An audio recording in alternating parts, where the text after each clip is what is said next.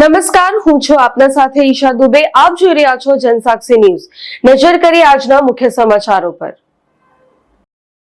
અંકલેશ્વર ભરૂચ વચ્ચેના માર્ગ ઉપર વહીવટી તંત્ર દ્વારા 40ની ગતિ મર્યાદા પર વાહન ચલાવવાના જાહેરનામા બાદ ભરૂચ જિલ્લા ટ્રાફિક પોલીસ દ્વારા રોડ ઉપર સ્પીડોમીટર સાથે ગતિ મર્યાદા અંગે ચેકિંગ હાથ ધરી 40ની સ્પીડથી વધુ સ્પીડે પસાર થતા વાહનોના ચાલકોને દંડ ફટકાર્યો હતો, તેમજ ઈ મેમો પણ આપવામાં આવ્યા હતા.